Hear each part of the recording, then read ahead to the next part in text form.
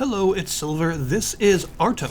This is kind of a hard one to describe because it is a hack and slash, it's an action RPG, but the world in which it takes place is really interesting, and it overall makes the game mechanically very unusual. So you'll notice quite a lot of it in the background as the video advances, but the first thing to talk about is how it looks, because with a name like Arto, you would expect it to involve a lot of art in some way, and it very much does. The background for this game is really interesting. Basically, there are like multiple gods that each have their own Arto, their own world. And you're delving into these worlds to actually speak to the gods and defeat their champions and things in order to sort of unify them. This means that the game does not have an art style, it has multiple art styles that it switches between depending on which Arto you're in and which part of it you're going to. This is a really cool concept. It means that there are clashing art styles on screen at times, but in a way that fits, right? It's not clashing because the assets don't match, it's clashing because it's supposed to clash with two different art styles sort of meeting each other where the borders of the different gods' worlds meet. So you might be exploring this sort of beautiful painterly-esque landscape with lots of trees and grasses and pretty flowers and stuff, and then all of a sudden you're in an Andy Warhol-esque pop art world with like super thick black strokes around everything and like sort of little like comic book dots and like graphic novel presentation and stuff. And then after that you leave and you go into the mountains and find a Japanese watercolor-inspired area where everything is like made of brush strokes, and all of the enemies and effects kind of flow like ink or smoke. So this means that everywhere you go, you're seeing something new. In a very literal sense, you're seeing entirely new art styles and each new dungeon and each new area that you travel to, which is definitely a way to keep a game fresh, for sure, to actually make it look entirely different depending on what part of the world you're in. You'll also notice that the world is being actively colored in as you walk through it, because everything is grayscale before you show up. In the world, this thing called the chromaclysm has happened, which is a pretty good name, and it's reduced everything to this sort of emotionless grayscale landscape of nothing. And so as the character with the power to bring life and color back to the world, as you walk around, the world fills back in with color around you. And even the way the world fills in is related to the kind of art style on display, which is a pretty nice touch. You know, if you're going through the pixel art area that looks like sort of modern pixel art, then the painting in around you actually appears as little square pixels filling in as you walk, which is a pretty cool little touch. And then if you go to the Japanese watercolor-inspired area, all of the stuff fills in as big sort of thick brush strokes that follow you around. So this means that they've put a lot of thought into how not only each of the worlds should look, but also how it should feel to explore it, because every little detail about the worlds, the enemies, the way it fills in, the NPCs that you'll find, the bosses and all that stuff, that's all related to this art style shift. And I think one really good way to sort of encapsulate the attention to detail and show how much effort they put into the presentation, the art of the game, is the way that the boss fights work. You'll notice that the enemies sort of desaturate as you damage them, and that helps you determine how much health they have left. They don't have normal health gauges. Instead, they sort of bleed out all of their color until eventually they become completely pale and then explode once you've destroyed them. And the boss fights, however, have a health gauge, but the health gauge is in-universe. It's not on top of the screen or anything, it's actually in the environment itself. So you might come across a boss where there's a big sort of cylindrical tank of colorful fluid in the background, and that acts as the health gauge. So as you damage the boss, you'll notice this tank in the background draining more and more, and that represents how damaged they are. You might find another boss that's a big frog on a pond around a bunch of lily pads, and there's like a beautiful blooming flower in the middle, and as you damage the boss, petals float off of the flower, and it becomes more and more bare until eventually you kill the boss and all the petals have left and you're just left with like bare lily pads. It's a really cool choice to make the boss health gauges in universe actually as a part of their arenas rather than an element on screen. And I think it pays off a lot because it brings the presentation together and shows you how much attention to detail they've put into the art styles. You have a weapon. You will start with a singular weapon that is a sword. It has a pretty simple multi-hit combo, but eventually you can unlock other weapons. There are 5 weapons total. Each one has a very different and quite stylish set of animations tied to it, so each one does change your combat capabilities pretty significantly. Even though the combat is pretty simple in this game, it is mostly a single combo for each weapon. The combos are at least vastly different from each other so that it doesn't feel too samey.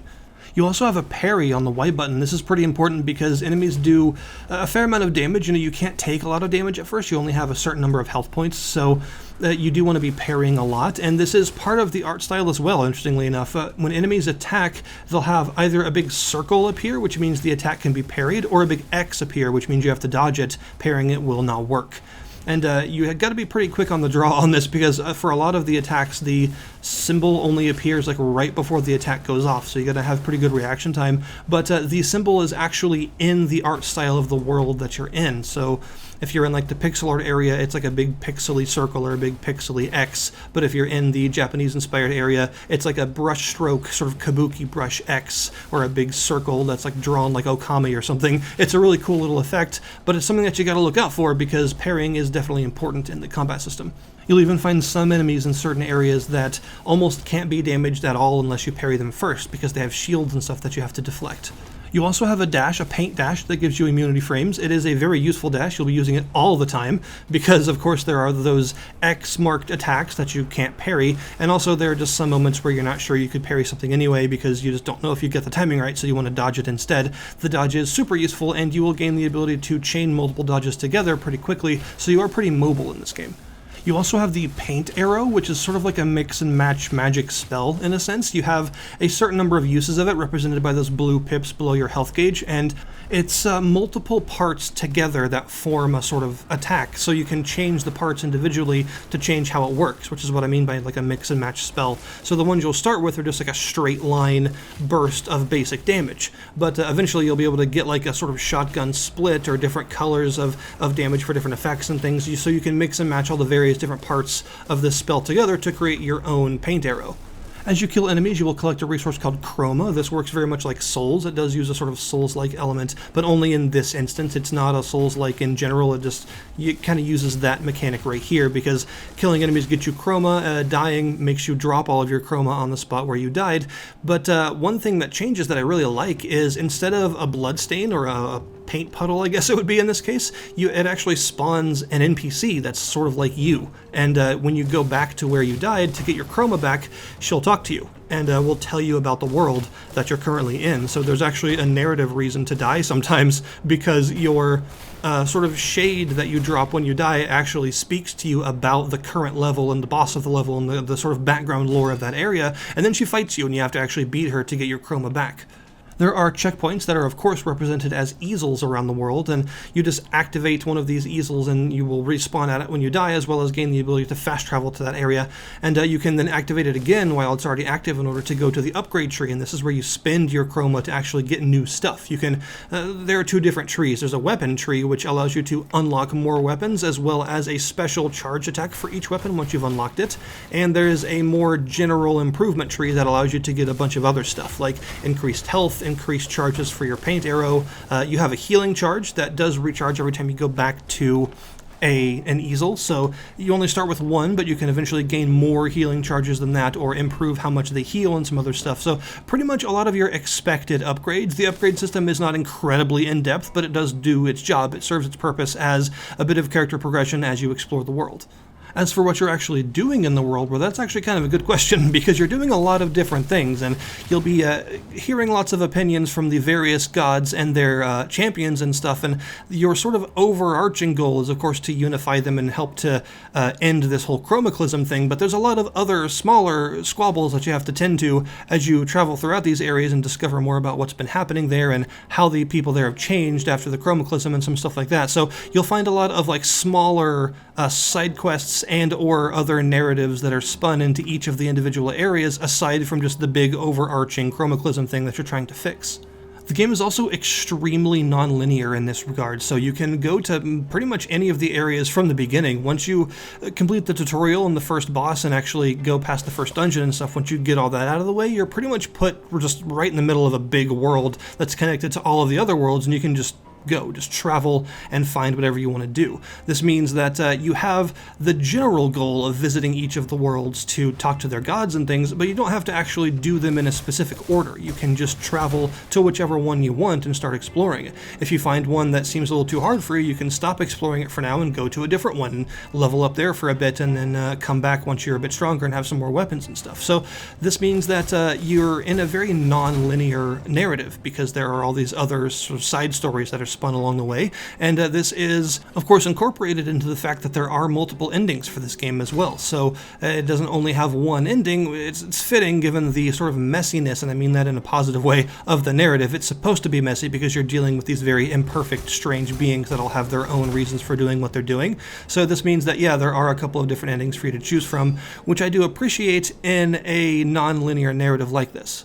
Overall, this is a game that isn't really like anything else I've played. It has very much its own thing, and it's a really cool idea. It is recognizably an action RPG. You know, it's not a completely new genre or anything, but what it does within that genre is pretty new. It's definitely an inventive game. It's a game made by people with a lot of vision, you can tell, and the fact that there are these really well-made, completely separate art styles that all combine together into one game shows a lot of skill from the developers as well, I think.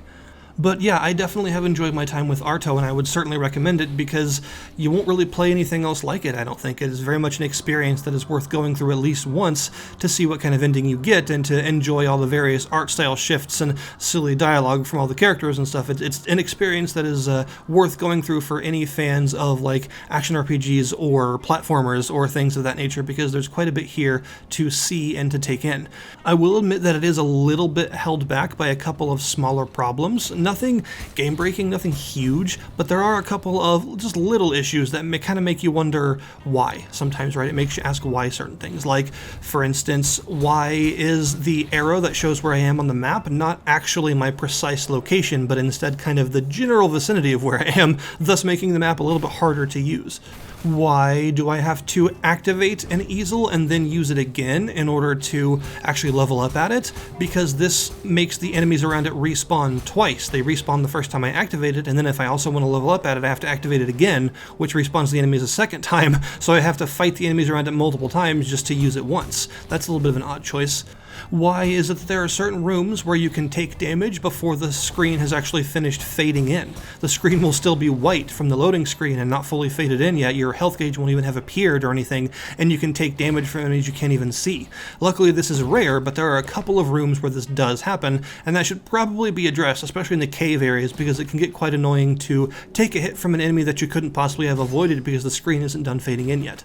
And for instance, why is it that the character that appears, the sort of shade that happens when you die, why does she sometimes talk to me and then fight me, and other times just disappear and not fight me in order to give me my chroma back? What's the determining factor there that makes me have to fight her or not? I'm not sure. And also, why does she sometimes appear quite far away from where I died, making me have to hunt her down instead of just being able to return to where I died originally and sort of have to scour the area a little bit because she for some reason spawned somewhere else? But aside from these smaller whys, these little frustrations, the game itself is interesting enough to very much rise above the little squabbles I might have with it to become something really unique and interesting and definitely worth playing. So do please check this out in the link below this video. I will of course put the Steam page down there for you to navigate to at your own time if you're interested in the game. It's definitely something worth trying out. Thank you guys very much for watching, and I'll see you next time.